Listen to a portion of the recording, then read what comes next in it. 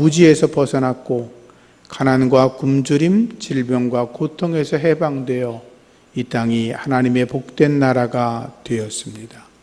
그리고 저와 여러분들도 그 은혜로 살아가고 있는 줄로 믿습니다. 교회 생일을 창립주일을 앞두고 우리 땅을 복음을 전했던 선교사님들의 이야기를 찾아서 제가 말씀을 전하고 있습니다. 지난주는 토마스 선교사님의 순교 이야기를 드렸습니다. 토마스 선교사의 순교는 그의 아버지가 목회하던 하노버 교회에 알려지게 되었고, 교회는 토마스 선교사의 죽음에 대해서 애도하며 조선 선교의 비전과 조선 땅의 구원을 위해서 힘써 기도하게 되었습니다. 그래서 그 토마스 선교사의 순교로 인해서 하나님께서 세우신 분이 존 로스라고 하는 선교사였습니다. 존 로스 선교사는 한문 성경을 우리말로 번역하는 일을 하였습니다. 토마스 선교사는 한문 성경을 가지고 우리나라에 복음을 전했지만 존 로스는 조선 사람들과 함께 성경을 우리말로 번역해서 우리 조선 사람들에게 배급했고, 그 결과 많은 사람이 구원받고 교회가 세워지는 기적들이 일어나게 되었습니다. 존 로스는 스코틀랜드의 양복업자의 맏아들로 태어났습니다. 경제적으로 여유가 있는 가정에서 태어났는데 그의 부모님들이 하나님을 잘 섬기는 믿음의 사람들이었습니다. 어려서부터 목사가 되겠다라고 마음속에 다짐을 하게 되고, 자라나서 글래스고 대학과 에든버러 신학을 공부하면서 그는 선교사로 헌신하기를 다짐합니다. 그러다 그는 결혼을 하고 중국 동북부 지역 만주로 선교사로 파송이 되었습니다. 그가 중국으로 선교를 하러 오려고 했던 가장 큰 이유 중에 하나는 여러 가지가 있겠지만, 그 존 로스 목사님은 언어에 탁월한 은사가 있었다고 합니다. 그래서 그 중국에 와서 중국어를 배워서 불과 6, 7개월도 되지 않아서 중국어로 설교할 만큼 그는 그렇게 탁월한 언어의 능력을 가지고 있었다고 합니다. 후에는 동관문 교회를 설립했고, 그 교회는 지금도 개신교 교회 예배당으로 사용되고 있는 역사적인 교회가 되었습니다. 만주에 와서 복음을 전하고 주의 사역을 할 때 윌리엄슨이라고 하는 선교사를 만납니다. 윌리엄슨 선교사는 토마스 선교사에게 제네럴 셔먼을 타고 조선에 가서 복음 전할 기회를 만들어 보라고 권했던 사람이었습니다. 윌리엄슨 선교사가 토마스 선교사의 순교 이야기를 하니까 존 로스가 그 말을 듣다가 성령의 감동을 받습니다. 그래, 나도 내가 남은 생애를 조선 선교를 위해서 헌신하겠다라고 생각을 했습니다. 그런데 존 로스 선교사는 말씀드린 것처럼 언어에 탁월한 능력이 있었기 때문에 조선어를 배워서 내가 성경을 조선말로 번역을 해야 되겠다라고 하는 결심을 하게 됩니다. 그리고 나서 그가 만주 봉황성에 있던 고려문이라고 하는 지역이 있었는데, 그 고려문이라고 하는 지역은 청나라와 조선과 자유롭게 무역을 거래할 수 있는 아주 작은 마을이었습니다. 그래서 그곳에는 조선 사람들이 많이 와 있었고, 존 로스는 그곳에 가서 조선 사람들을 만나서 복음을 전하기로 작정을 하고 갔는데, 조선 사람들은 존 로스가 전하는 성경 이야기, 복음 이런 이야기에 전혀 관심이 없었습니다. 왜냐하면 장사꾼들이 돈을 벌러 오는 곳인데 무슨 편안하게 앉아가지고 영국 선교사들의 이야기를 들을 시간이 어디 있었겠어요? 그래서 그는 복음을 전하지 못하고 거기에 그저 머물러 있게 되었습니다. 존 로스 선교사가 낙심하고 있던 어느 날 50대 중반쯤 된 상인 한 사람이 존 로스를 찾아왔습니다. 찾아와서 이런저런 이야기를 했겠죠. 세상 돌아가는 이야기, 영국 이야기, 중국의 이야기, 이야기하다가 성경 이야기도 없지 않아 했겠죠. 또 그는 조선 땅 이야기도 해 주었겠죠. 서로 이야기를 하고 이제 서로 몇 번 만나면서 조선말에 대한 발음법도 배우고, 그리고 존 로스는 그에게 한문 성경과 그리고 소책자들을 건네 주었습니다. 그 상인은 그 책을 가지고 자기 고향으로 돌아갔고, 그 성경책과 쪽복음을 받아본 그 아들과 주변 친구들이 그 성경을 읽다가 예수를 믿는 기적이 일어나게 되었습니다. 몇 년 더 지나서 존 로스가 다시 한번 고려문을 방문하게 됩니다. 이번에는 내가 기필코 만나서 내게 조선어를 가르쳐 줄 사람을 만나 한글을 배워서 내가 성경을 번역하겠다, 그런 다짐을 하고 갔는데, 그때 이응찬이라는 사람을 만나서 조선말, 한국말을 배우게 되었습니다. 그리고 나서 그 후에 여러 의주 지역의 청년이었던 이응찬, 김진기, 서상윤, 백홍준 이런 사람들을 만나서 성경을 번역하게 되었죠.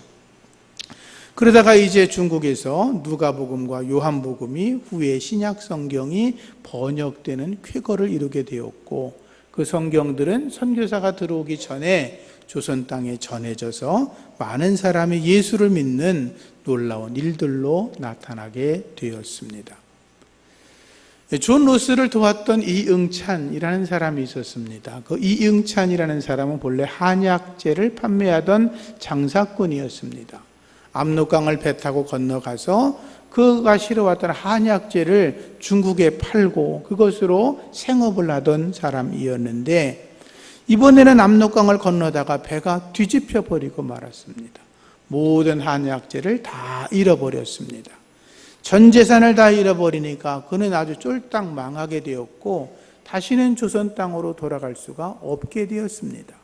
그래서 그곳에 남아서 고려문에서 할 것이 없나 하고 기다리고 있는데, 어느 날 조선말을 가르칠 선생을 구한다는 말을 듣고 서양 사람을 만나게 되었는데, 그 사람이 바로 존 로스 선교사였습니다. 이응찬은 존 로스에게 우리 조선말을 가르쳤습니다. 어학선생을 한 1년쯤 하다가 김성하, 김진기, 백홍준 세 사람을 데리고 와서 함께 성경을 번역하는 일에 동참하게 되었습니다. 그렇지만 김성하, 김진기, 백홍준 세 사람도 여전히 예수를 모르는 사람이었습니다. 믿음에 대해서 알지 못하고 예수를 알지 못하는 사람이 성경을 번역한다는 건 그렇게 쉬운 일이 아니었겠죠. 그런데 기적이 일어납니다. 그들 네 사람이 성경을 번역하다가 회개하고, 그리고 성경을 번역하다가 예수를 영접하고, 성경을 번역하다가 예수를 세례를 받는 아주 놀라운 일이 일어나게 되었습니다. 그러다가 후에 서상윤이라고 하는 사람이 합세하면서 성경 번역의 속도가 더 붙게 되었지요.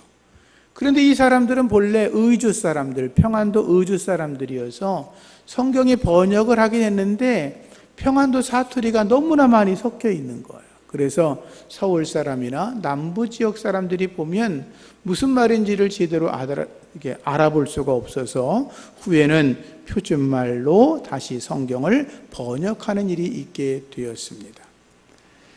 존 로스가 성경을 번역했을 때 하나님이란 용어가 God이라고 하죠. G-O-D, God, 하나님이란 용어를 번역할 때에 하나님이라고 초창기부터 사용하였습니다.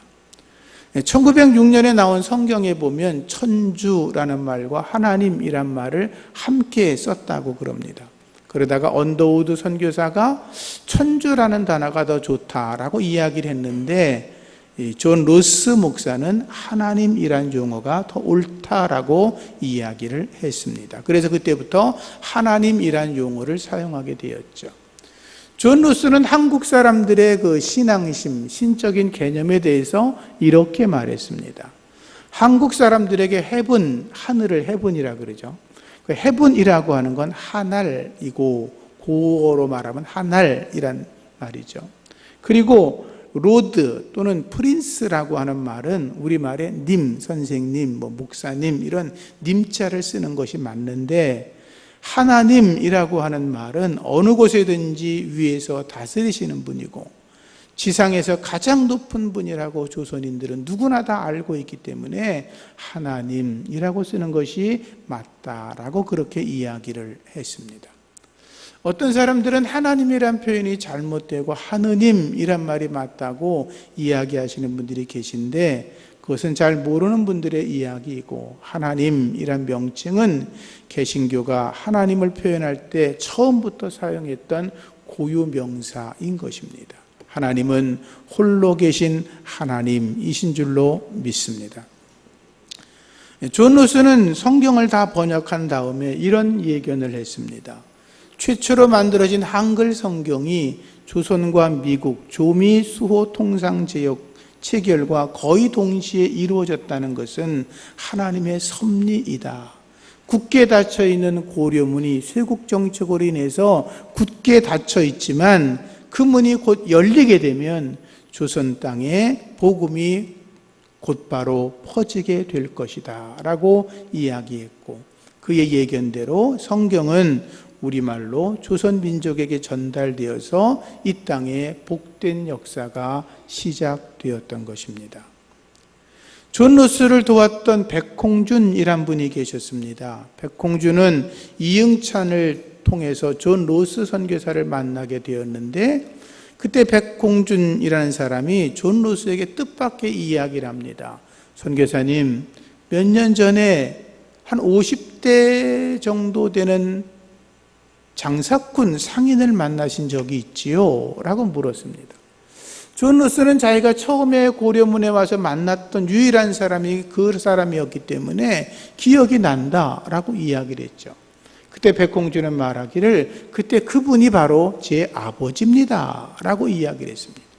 하나님은 그렇게 섭리로 이끌어 가셨던 것입니다. 그러면서 백홍준은 그때 또 로스를 통해서 성경책과 양초와 여러 선물을 받게 되었고, 그것을 자기 고향으로 가지고 갔는데 고향 친구들이 그것을 같이 읽고 그것에 대해서 은혜를 받고 세례를 받겠다고 존 로스 목사를 찾아왔는데, 존 로스는 당시 안식년이어서 존 로스와 사역하던 맥킨타이어라는 선교사에게 4명이 세례를 받는 기적 같은 일들이 일어났습니다. 그런데 이러한 사건들은 우리나라에 아펜젤러와 언더우드 선교사가 들어오기 전에, 그 이전에 이미 일어났던 사건이었습니다. 조선 선교는 세계에서 찾아볼 수 없는 유일한 사건들이 많은데, 그것은 뭐냐 하면 선교사가 들어오기 전에 한글 성경이 먼저 우리말로 번역된 채로 들어와서 전해졌다는 것이고, 선교사들이 들어오기 전에 이미 많은 사람들이 예수를 믿고 구원받겠다고 세례받은 사람들이 많이 있었고, 선교사들이 들어오기 전에 이미 몇몇 지역에서는 교회가 세워져 있었다라고 하는 것입니다. 백홍준이라는 사람이 예수를 영접하고 나서 은혜를 받고, 내가 사는 동네 고향 땅에도 복음을 전해야 되겠다라고 결심을 합니다. 그래서 자기가 함께 번역했던 성경책 쪽복음을 가지고 이제 국경을 넘으려고 하는데, 국경에서는 불원문서 성경을 가지고 들어갈 수가 없었습니다. 그래서 그는 고민을 하다가 이 성경책을 한 장씩 다 뜯어버립니다. 뜯어가지고 이거를 꽈가지고 새끼를 만듭니다. 새끼를 만들어 둘둘둘 마르니까 국경을 넘어갈 때 어느 누구도 몰랐죠. 새끼줄을 가지고 가는구나. 그런데 다시 이제 고향 땅에 돌아가서는 그 새끼줄을 다 풀어가지고 성경을 다시 재편집해가지고 이제 사람들에게 나누어주고 복음을 전하게 되었습니다. 그런 과정에서 이 백홍준은 존 로스와 이렇게 자주 만난다는 것이 발각되었고, 봉천 감옥에 2년 동안 투옥되어 있다가 생을 마감합니다. 순교하는 거지요. 그렇지만 그의 일은 헛되지 않았습니다. 그가 그렇게 복음을 전했을 때 16명의 예수 믿는 신자가 생겼고, 의주 지역에 교회가 세워지는 기적이 일어났습니다. 서상륜이라고 하는 사람의 이야기도 있습니다. 그는 동생 서경저와 함께 홍삼을 압록강을 건너서 팔던 사람이었습니다. 그런데 압록강을 건너가다가 장티푸스에 걸립니다. 사경을 헤매게 되었는데, 병원을 찾다가 찾은 곳이 선교사들이 운영하는 병원이었습니다. 거기에서 헌터라고 하는 의사를 만나서 치료를 받았는데 그 병원은 맥킨타이어와 존 로스 선교사가 관리하는 지역이었습니다. 그래서 그때 맥킨타이어라는 분한테 백홍준이 전도를 받고 예수를 믿게 되었습니다. 그런데 서상류는 학식이 탁월한 사람이고 문장력이 대단한 사람이어서 이 사람이 성경 번역에 동참하게 되었고 속도가 점점 붙으면서 이제 요한복음, 마가복음 이렇게 신약성경 이렇게 번역이 빠른 속도로 진행되게 되었죠. 서상윤도 예수를 믿고 나서 나도 예수를 전하고 복음을 전해야 되겠다고 하는 뜨거운 마음을 가지고 그가 성경책 쪽복음을 한 보따리를 가지고 국경을 넘습니다. 그러다가 붙잡혔습니다. 조선 별정소 국경 관리소에 붙잡혀서 밤새도록 공문을 당하고 있었는데 그때 그 국경 관리소에 검문관으로 있던 두 사람이 이 서상윤의 먼 친척벌이었습니다. 그래서 풀려나게 되었죠. 쪽복음 10권을 따로 챙겨가지고 도망을 나오듯이 나왔는데 그가 고향에 가서 동생에게 성경을 주면서 예수를 전했고 동생 서경조가 예수를 믿고 훗날 평양신학교에 입학을 해서 1호 졸업생으로 졸업하고 목사가 되는 기적이 일어났습니다. 하나님께서는 이렇게 당신의 구원의 역사를 준비하고 예비하시고 진행해 나가고 계셨던 것입니다. 기록에 의하면 서상윤이라는 사람은 조선 땅에 6,000권의 성경을 서울과 송천 지역에 이렇게 배포했다고 합니다. 대단한 거지요. 그를 통해서 많은 사람들이 예수를 믿게 되었는데 후에 이제 선교사님들이 들어와서 언더우드 선교사가 우리나라에 제일 먼저 세운 교회가 세문안 교회거든요. 세문안 교회를 세울 때 그때 서상윤이 거기에 일하고 있었습니다. 그런데 이 서상윤이가 존 로스에게 연락을 해서 세문안 교회 창립 예배 때 와달라고 부탁을 했고 그때 와서 14명의 신자가 있었는데 14명 중 13명에게 존 로스가 세례를 베풀면서 그 세문안 교회가 시작되었죠. 그리고 나서 이제 그 서상윤은 언더우드 목사님에게 선교사님에게 이제 협력하고 봉사하면서 한국교회 부흥을 위해서 섬기는 일들이 기록이 되어 있습니다. 기록을 한번 성경학자들의 말에 따르면 교회사를 연구하는 분들의 말에 따르면 당시에 서울에만도 300여 명의 개신교인들이 이미 있었다라고 그렇게 이야기를 하고 있습니다. 또 한 사람 우리가 눈여겨볼 사람은 당시에 김청성이라는 사람이었습니다. 성경을 이제 인쇄를 하다 보니까 인쇄기를 구입했지요. 존 로스와 맥킨타이어가 인쇄기를 구입했는데 그 인쇄기에 그 당시에는 식자를 넣어서 글씨를 새기게 되어 있었어요.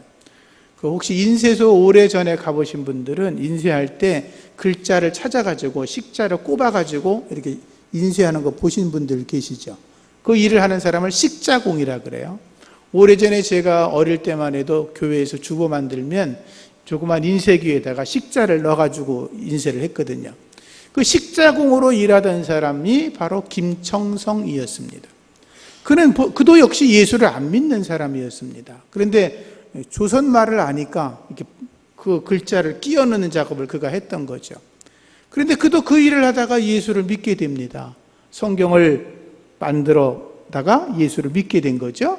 그러고 나서 그가 은혜를 받고 매서인, 그러니까 성경을 팔면서 전도한 사람을 당시에 매서인이라 그랬어요. 그 매서인으로 나서면서 자기 고향으로 갔습니다. 그의 고향이 집안현이었는데 집안현에 가서 이제 성경을 팔기도 하고 전도하다 보니까 많은 사람이 예수를 믿게 되었는데 그가 그렇게 전도하고 나서 1884년 10월경에는 존 로스 선교사를 초청해서 세례를 베풀어 달라고 부탁을 했는데 그때 세례 받은 사람들의 숫자가 75명이었다 그럽니다. 엄청난 거죠. 75명이 한 번에 선교사도 들어오기 전에 예수를 믿고 세례를 받았으니까. 그런데 그 당시에 그 세례 받은 사람들은 다 집안의 가장이었다 그럽니다. 그러니까 가장이 세례를 받았으니까 그 집안에 뭐 부인, 아들과 딸들, 식구들 다 하면 훨씬 많겠죠? 세례를 받으려고 준비했던 사람이 600명이나 되었고 학습받으려고 하는 사람까지 하면 1000명이 넘어서 그 당시에 그 집안현 지역에 교회가 세워지는 교회 공동체가 이미 만들어졌다는 기록이 있습니다. 한 사람의 구원이 이렇게 수많은 사람들의 영혼을 살리는 기적으로 나타나게 되었던 것입니다. 당시 성경을 읽어본 사람들은 이렇게 이야기했다고 합니다. 이것은 불교보다 더 훌륭한 종교다. 왜 진작 알지 못했을까라고 이야기를 하고, 또 어떤 이들은 이 성경을 가르쳐주는 서당을 좀 세워주면 좋겠다라고 이야기를 하는 분도 있었다고 합니다. 조선 땅에 그 당시에 들어온 성경책 수가 9,500여 권이 되었다 그러니까 존 로스 선교사를 통해서 함께 성경을 번역하고 복음을 전했던 우리 믿음의 선조들의 헌신이 얼마나 대단한지 모르겠습니다. 황해도 소래에서는 서상륜의 동생 서경조라는 사람이 살고 있었습니다. 그도 성경을 읽다가 예수를 믿고 주변 사람들에게 복음을 전했고, 그리고 1885년에 20여 명이 세례를 받겠다고 청원을 하기도 했고, 그가 있던 소래라는 지역에 그 서상륜이 그곳에서 성경과 교리를 가르치고 예배 초소를 만들고 정기적으로 예배를 드리면서 소래 지역에도 교회 공동체가 만들어졌다고 그럽니다. 하나님의 놀라운 일들에 우리가 은혜를 경험했으니 우리도 그들의 수고와 헌신처럼 주를 위해 힘을 더해야 될 줄로 믿습니다. 존 노스는 이렇게 말했습니다. 영국 선교본부에 편지하면서 조선은 서구의 나라들과 어떤 접촉도 못하게 하고 있지만 쇠국은 곧 풀릴 것입니다. 그리고 조선인은 중국인보다 천성적으로 꾸밈이 없는 민족이고 보다 더 종교적이고, 그리고 그 땅에 기독교가 전파되기 시작하면 급속도로 퍼질 것입니다 라고 얘기했는데, 그의 말대로 이 땅은 복음이 급속하게 퍼져 나갔던 것입니다. 마지막으로 강원희라는 선교사님 이야기를 하겠습니다. 그분은 지금 생존해 계신 분인데요, 히말리아의 슈바이쩌라고 불리는 의료 선교사입니다. 네팔, 방글라데시, 스리랑카, 에티오피아 등지에서 의료 선교를 30년 이상 하고 계신 분인데 연세가 지금 한 80쯤 되신 것 같습니다.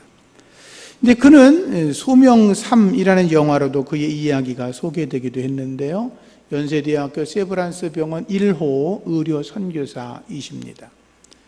강원도 간성의 허름한 정미소를 개조해서 거기서 시골 사람들에게 의술을 베풀다가 그 뒤에 속초에 나와서 병원을 개업해서 많은 돈을 벌어들였습니다. 그런데 그 강원희라는 사람은 예수를 믿는 하나님의 사람이었기 때문에 늘 이야기하기를 우리나라가 6.25 때 이렇게 다 망한 것과 마찬가지였지만 이 땅이 이렇게 회복될 수 있는 건 외국 젊은이들이 우리를 위해 싸웠기 때문이다. 그리고 선교사들이 들어올 그 어간에 이 땅에는 정말로 의뢰 혜택을 받지 못하고 죽어가는 수많은 사람들이 있었지만 선교사들의 도움으로 우리가 많은 생명을 구했다. 그리고 선교사들 중에 어떤 분들은 무슨 병인지도 모르고 죽어간 사람들이 얼마나 많냐라고 이야기하면서 나도 어려운 나라에 가서 예수의 사랑을 전하는 선교적 삶을 살겠다고 이야기를 했습니다. 그때부터 기도를 해도 찬송을 해도 말씀을 봐도 눈물이 흐르고 십자가의 사랑이 자기 마음속 깊은 곳에 임했는데 의료 선교사로 나가겠다고 하니까 가족들이 다 반대를 했겠죠.